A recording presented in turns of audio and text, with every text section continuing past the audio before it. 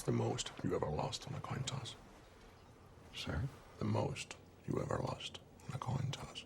Anton Chigurh is one of the weirdest but most iconic villains in cinema. He's a strange villain with a strange haircut. There's zero motive to the character, but somehow he's still amazing. A villain who on paper should not work at all somehow becomes this masterclass villain. But why is that the case? What makes him work so well? Today on the 199th episode of Villain Review, we find out. I'll be giving him a score 1 out of 10. If the rule you followed brought you to this, of what use was the rule? Anton is very mysterious, but the weird thing about him is he's actually a pretty simple character. Not that he's generic, because he's definitely not, but he's just a character that's written extremely smart, extremely effective. He has no motive, he has no goal, but the purpose he sees for himself is so strong, and in his mind, he serves a very important purpose in the world. The big thing you have to think of when it comes to Anton and what makes him tick are those damn coins he's always carrying around. On the surface, it might seem like a cheap gimmick or a reference or play on Two-Face, but it's so much more than that. And really, it's the key to making sense of this tornado of insanity that's Anton. In his eyes, he is death, he is tragedy. He is the literal embodiment of havoc and chaos in the world. And just like the coins he carries, he just moves where the wind takes him. He mentions it in that classic coin scene with the shopkeeper when he says that the coin he flips has traveled a great distance to get to that moment. The moment Anton flips the coin and the shopkeeper bets his life on whether it's heads or tails. Anton is a being of circumstance, and the way he sees it, he is the chaos in life that arrives to the people that deserve it. The other bounty hunter we see in the movie, Carson Wells, ends up being killed by Anton, but he made the decisions to be put in that situation. If only he had done this one thing differently, maybe he wouldn't even cross paths with Anton. If only he convinced Moss a little earlier, maybe, just maybe, they'd be long out of Mexico. Anton sees himself as a coin who travels from circumstance to circumstance, coincidence to coincidence. And the chaos he brings with him arrives exactly where it's meant to, exactly when it's meant to. From a writing perspective, it is a marvel, one of the most genius characters I think I've ever reviewed on this channel. The fact we know nothing about him only complements this, because he doesn't feel human, he feels like this otherworldly thing. And that's important to sell if the audience is gonna buy him as death, chaos personified. It's funny that this movie came out within a year of The Dark Knight, because that version of the Joker is really one of the only other villains I can think of that feels as otherworldly and detached from humanity as Anton. This is the best I can do.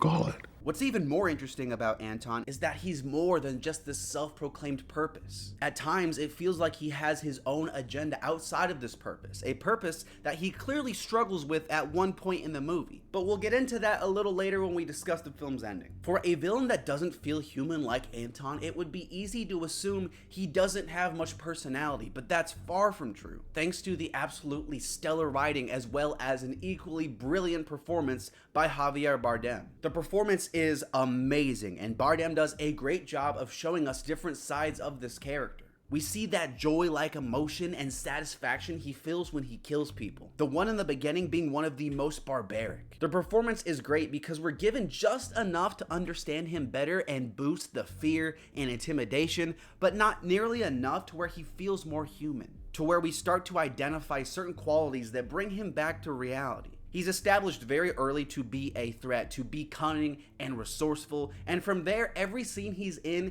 is filled to the brim with tension. At times though, it almost feels like he's struggling with his fate, because he makes rules and a few exceptions to his mission, but at the end of the day, they're far and few between. The coin flip isn't something he allows to everyone, but it's almost the tiniest bit of humanity peeking through to at least offer the chance of surviving him and that strange form of fate he sees himself to be. Speaking of strange, one of the things that makes Anton really scary is that lack of remorse he feels killing all these people. He's the kind of dude to do the gnarliest thing you've ever seen. I'm talking slaughtering like 10 people and then do it all without breaking a single facial expression. Never really feeling bad about anything he does the entire time. On top of that, the dude is persistent as hell, and he has a code he sticks to even when it means more people are gonna die. I don't want to fully spoil it in case someone hasn't seen the movie and wants to, but there's there's one point he tells someone along the lines of, hey, what's up? If you don't give me your hot dog, I'm gonna go to your house and smash your toaster. That is a promise. Dude says, no way in hell I'm giving you this hot dog. It's a sweet hot dog. And then later, the guy's hot dog gets stolen by a cobra, and then the cobra kills it and takes the hot dog to Anton, who says, now technically, he didn't give me his hot dog, even though I now have his hot dog. So I can't break my promise, gotta go smash the toaster. That's pretty much what happens.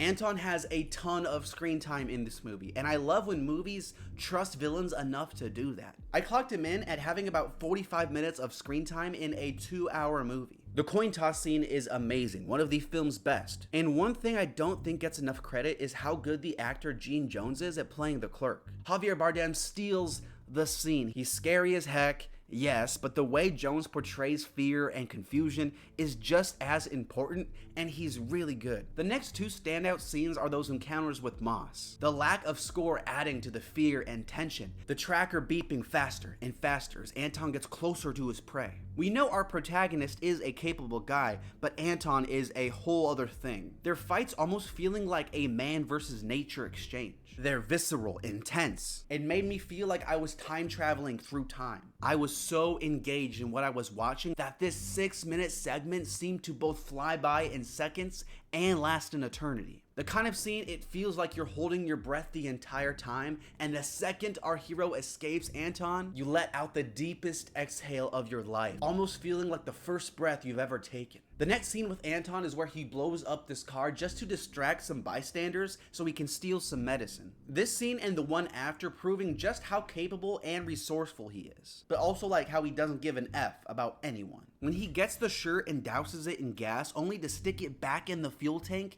and light it on fire, that's genius. It makes complete sense, but I never would have thought about it in a million years. But now that I know it's possible, I feel kind of dumb. Also, this right here is one of the scariest and most terrifying shots I've ever seen. When Anton steps into frame, I almost let out one of those screams you hear from the female love interest in a horror film. My timbers were shivered. Let's talk about the ending for a bit, because at first I was a little put off by it, but now I actually love it. Spoilers for the film, so be warned. At the end of the film, Anton wins. Everyone he wants to kill is dead. He gets the money he's been chasing, and of all the people he interacts with, he's the only one to walk away. He hunts down Moss's wife, and this is the one scene we see a different side of him. She begs for her life, and he tells her the best he can do is give her the coin toss. But after she refuses to pick heads or tails, you can see the frustration in him, the anger he feels because he has to break his own rules. He has to kill her even though she never picked a side. After that, he is driving away from her house and gets into a horrible car accident that leaves him in real bad shape. The worst condition he's been in the whole movie. Again, the first time I saw this, I was a little confused. But after thinking about it more, there's a few things I took away from it, and I think it's really important. On one end, the crash is the same chaos Anton sees himself to be. It proves that even he's not prone to these random acts of tragedy the universe throws at people. Why do bad things happen? It's a question people have asked for centuries. Some turn to religion, meditation for the answers, but I think this final scene gives some good insight into what this movie's saying about it. Maybe it's coincidence, maybe it's fate, maybe the choices we make lead us down certain paths where the only destination is tragedy and misfortune. Maybe if Anton stuck to his rules and waited longer for Carla to pick a coin, he would have been a few minutes later on the road and never would have gotten in this crash. Maybe it's the universe's way of punishing him for breaking his rules. It's hard to say for sure, but it gets you thinking, and I think that's genius. Anton walks away because whether we like it or not, chaos and tragedy will always be around, and while we'll get wins from time to time, it's always going to be somewhere in the shadows hunting us, getting closer, buying time until it ultimately strikes, does its damage, and then falls back, only to prepare for the next strike. Anton is a villain that has made me think more than almost any other villain I've ever reviewed, and there's close to 200 of them. one that has stayed in my head because of the masterclass writing and acting, but also because of his role in the film and what messages can be taken away and applied to the world around us. Not many villains get me to think about life, morality, and the world in the way Anton has. Truly one of the best villains ever put to screen, and it has me really wanting to read the book to find out just what else there is about this guy. So by now, it should be no shocker that I'm gonna give Anton Chigurh a 10 out of 10. I got here the same way the coin did.